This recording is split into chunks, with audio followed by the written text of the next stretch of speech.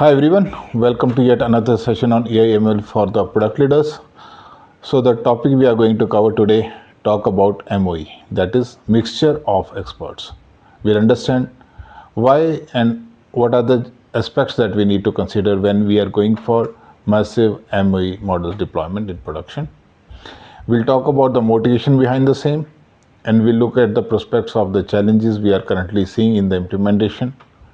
We'll talk about the issues that MOE or mixture expert is able to address in today's time, and we'll also look into the prospects where are the gaps. Hi everyone, welcome to yet another session on mixture of experts in a series of MOE. This is a second discussion we are taking up in the context of mixture of expert, and the topic we are going to cover today talks about the deployment challenges we see in MOE. So what we understand in our previous discussion that once we move the MOE models from research to production, the challenges stop being abstract. We see almost every failure mode in practice comes down to memory behavior and runtime execution, and is not confined to model quality. If you look at the left side of the slide, top left, we see in MO inference, sparse activation doesn't mean sparse memory traffic. What does it mean? It means each token dynamically routes to a small subset of experts, which creates irregular, non-confined memory access patterns that puts sustained pressure on DRM bandwidth. At scale, inference becomes bandwidth bound very quickly, and adding more compute and larger GPUs eventually doesn't linearly improve the throughput. The other challenge we talk about is the fragmentation in KV cache usage. If we see the top right, we see the KV cache management is another major pain point. Dynamic expert routing that leads to discontinuous KV allocation across time and across the sequence as well. These fragments memory and prevents effective reusage and prefetching. As a result, the KV cache utilizes drops while the latency increases, especially for the long context and multi-turn workloads. The third one turns out to be a traditional GPU execution pipeline that eventually breaks down.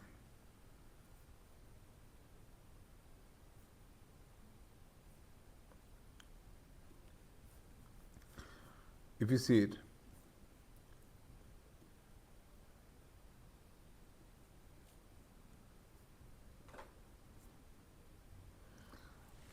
the most GPU execution pipelines are optimized for dense and uniform tensor workloads. MO inference violates those assumptions.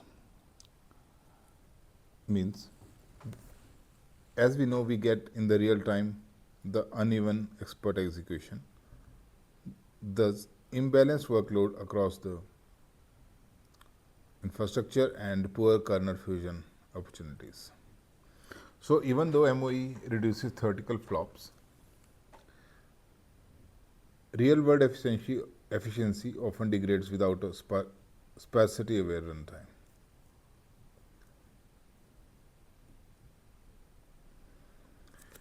The fourth one that we see as a challenge primarily is the latency spikes when the system comes under the multi-user load. These issues compound under the real traffic, but might get unnoticed in the pilots. When multiple users with different sequence lengths and routing patterns shares the system, batching becomes inconsistent and context switching increases. The result is latency spikes and unpredictable tail latency, which is often unacceptable for real-time and interactive inference.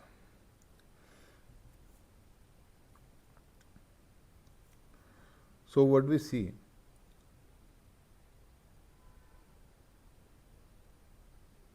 the core issue isn't it whether MOE models work, it's whether our inference stack is designed to handle the sparse dynamic execution. In the next session, we'll talk about how we address these bottlenecks with runtime and hardware-aware optimization. However, in this particular discussion, we are going to cover a bit more in detail how do we break down the problem that we have just discussed at a high level. We can break it down into multiple aspects. Primarily, it's memory bandwidth saturation under the sparse loads. Because we understand at a system layer, we see the sparse model activate only a subset of weights. That's, for example, 2 out of 64 experts, but those experts vary per token, thus cause the memory reads from unpredictable locations. That could lead to the low memory locality, increased DRAM traffic, and the inefficient caching. This turns out to be as one of the challenges in the MOE model deployments. Traditional GPUs are optimized for dense and sequential memory access, but not this kind of random and expert dependent loading. So there obviously comes a challenge from the system layer. Fragmentation in KV cache usage turns out to be another problem because of the distributed allocation of memory. And it falls under the system layer of inference runtime or the attention cache memory, or in other words, KV cache. As we understand that KV cache stores pass token representation to enable fast autoregressive decoding, but in MOE, each token may route through a different path and leaving gaps in memory and thus causing the fragmentation. This prevents efficient bulk reads, writes, and disrupt caching,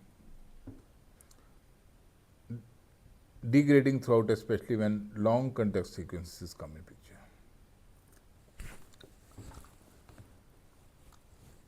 Traditional GPU execution pipeline breaks down, as we just discussed, that falls under the GPU execution scheduler, or we can say interchangeably under the CUDA kernels.